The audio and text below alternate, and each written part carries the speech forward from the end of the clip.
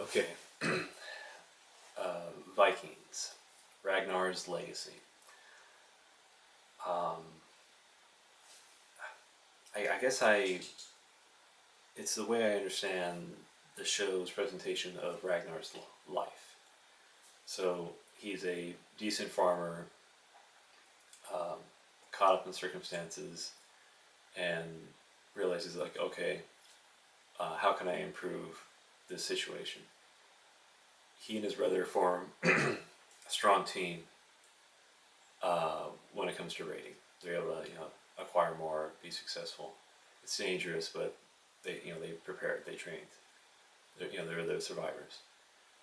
Uh, Gets his friends together. Says, all right, here's some stuff I got. We'll go this direction. We'll try this. And successful raid. Uh, what's the one thing he can gain from the treasure that he knows will be worthwhile? The slave that speaks his language. And realizes, like, the intelligence of this individual, um, that Athelstad is uh, more than he's bilingual, is that he's a decent person, um, and that's why he's able to integrate with the Stoic Vikings and their behaviors. But it's the course of the first season. We see all of Ragnar's friends die, and so he wants to avenge their deaths. He wants to make their deaths worthwhile, to help his friends, achieve their immortality, because it's they all believe, they're all, they're taking the shrooms, they're talking to the wise man. What do the gods have to say? What do they want? That's whatever could happen. Hey, I'm going raiding, and they go raiding. What happens? Like, well, we managed to defeat a small kingdom, and as a result, well, they want to hire some of us as mercenaries. Like, who wants to stick around? And then like, hey, we want to take some land. We want to put some farmers here. Is that cool? Like, sure, all right. The it's just the circumstances of the wild paths and variations of life, and as Ragnar goes, becomes the Earl, and sees himself like, all right, now I'm making a name for myself, or I have a name for myself. There's my reputation. I saw what this guy did. Now it's my turn. How can I do things? How can I do things better? And so for his community, his society, it's like, well, you got the biggest, the biggest personality. You're willing to put the most risk out to achieve the greatest things. And he says, yeah, here we go. And they do it. And like the king is like, all right, you're the person that I'm gonna sort of latch my fortunes onto, and so all right, make us great. And then it's like, all right, well, I don't need you anymore, king. I'll become the king. So his reputation just growing and swelling. But I think by the point of becoming king, and so what can the king do? And like this, the ultimate maiden, our ultimate, wife, and which he already had, but but then he meets the other ultimate wife, like yeah, this is king. This is what the king's supposed to get. And Lagertha is like, no, I just I just can't do it. So, but so Ragnar's perspective on his life, his legacy, because ambition leads to legacy, and legacy is what are people saying about me. So that's why and just random guys are showing up, and it's just tripping his mind out. Because like, wow, what does it all mean? I can work. He still works even as king. And has people doing stuff for him. And I think he begins to question we keep doing this, and so what can it mean?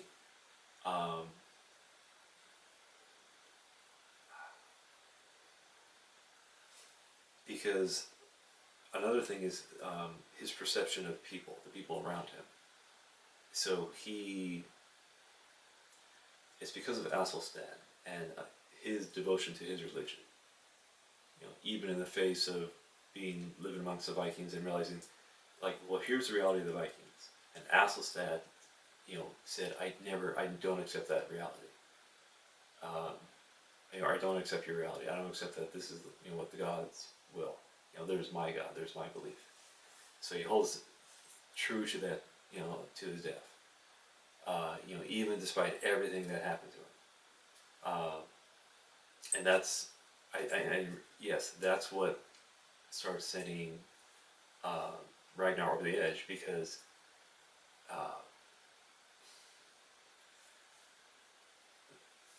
the Vikings have this God is in nature. Nature is God, and nature's all around us. We're living amongst the gods right today.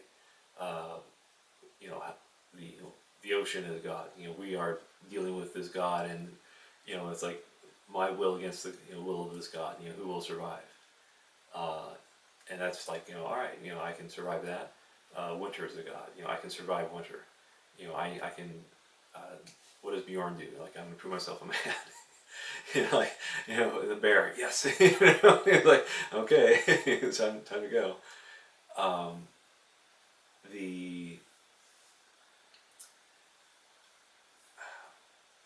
Ragnar realizes that religion is what is controlling his people, and it's a way to understand his people. It's Floki and other people. It's they're borderline homicidal maniacs, but they can channel that into raiding. How do you, and because what's the environment they're in? They're in this honor-based environment where it's you are badass, stoic, take on any fighters. So I'm gonna sit and have a drink with you guys. Oh, you disrespected me. Oh, okay. Where's this disrespect gonna go? Is it gonna go to violence? And if it escalates, you have to be ready to step up. And so as a result, it is, with Floki, hey, you just don't antagonize the guy. Why does Floki live by himself? So,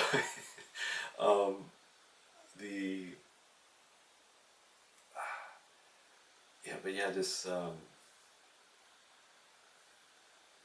Ragnar realizes, the religion controls people, and he meets, the king, and just sees how the king lives, and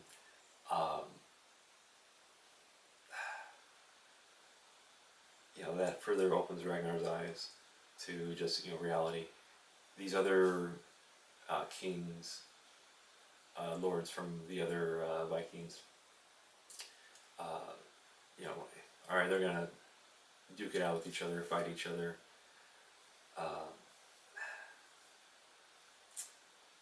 Sorry, I'm getting off track. But Ragnar goes to France, can't beat the walls of Paris. But then says, hey, we want to settle some people here.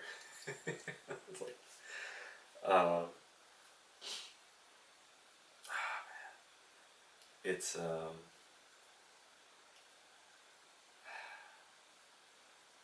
because of the families. It's why are they raiding? Why are the men and women raiding? What is the raiding? It's a business enterprise. It's a way to help because things are tough. Not there's only so much land to go around. There's only so much um, means of making a living. Uh, so excess population. And when you have excess population, you run out of food. So what can they do? How can they manage all these people? And because there's always people popping up, always new kings showing up. The legacy, your legacy of your kingdom, your kingship. What did I do as king? So goes to France, tries it, leaves Rollo behind. Marry him. But take care of this piece of land. And if anything, yeah, why did? Anyways, but he comes back and Rollo's turned.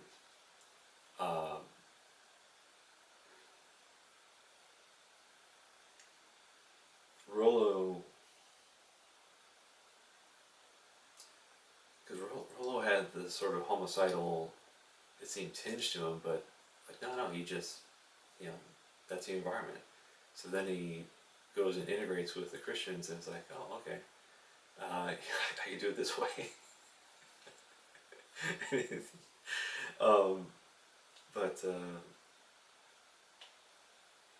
and then he straight up fights him. And of course, by this point, Ragnar is on the drug trip.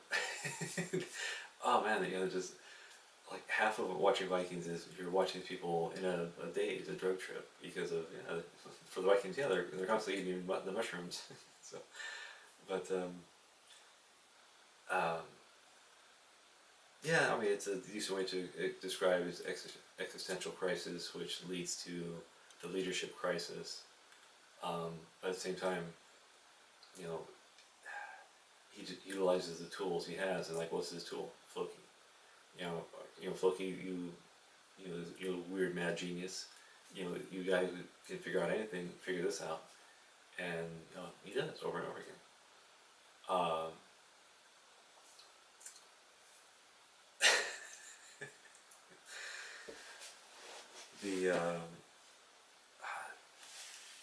man, the mother of invention, desperation. Ah man. So, his legacy. Fails at France twice. Is disgraced. So that's why he disappears, because it's well, what am I doing? What am I achieving here? Because he's losing people. People are dying on him. Boats are being burned. So it's it tarnishes his legacy. It's I can't. The first was the first a defeat or not a defeat, because so the colony in England discovers massacre. What can he do? Because he realizes, I can't trust these guys. They've killed, so I have to kill them back. But that's just a whole can of worms. That's a whole can of worms. What can I do? I have to distract. I have to, we gotta do something else. So we go to France.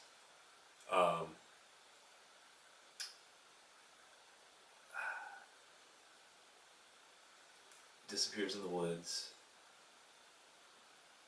Because, what is the king? The king is just, a bigger chief of a village compared to the other chiefs. So, does your village, is it large? Can it sustain trade? And so that's why they're all about trade. They're all about hey, you look at all the stuff we have, the stuff we're able to trade for, and people from all over. But then they keep raiding, because they're killing the. Oh man. it's like you root for these guys, but you hate them because, god damn, jerks. Vikings are jerks. So what's his legacy? Because it gets out that he failed in England, so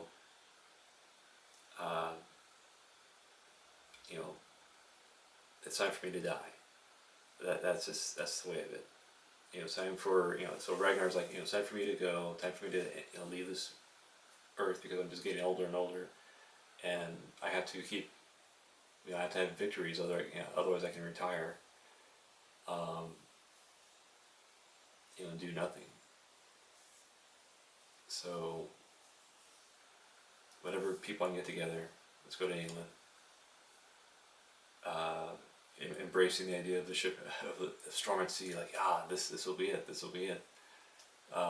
Laying there awake, which it was just a great thing. It's like, why am I still alive? Why am I still alive? With the son who, like, oh man. So he just accepts it, like, all right, and it kills everybody. But how the little piggies will grunt when they hear how the old boar suffered. Great line, and yeah, great, like, to accept, like, torture me as long as you can. See see which gives out first, me or you, and yeah, so.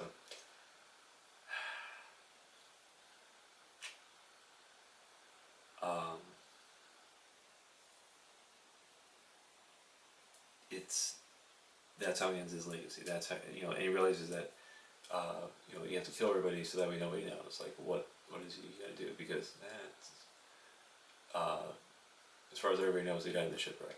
As far as people know, and the only person who know is Ivar, and who's gonna believe Ivar? Ivar, so.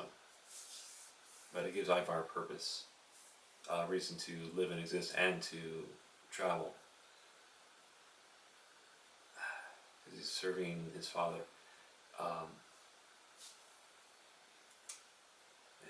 Yeah, and his chariot is an interesting sort of flag. It's a rally signal for the troops. So that's an interesting addition to it.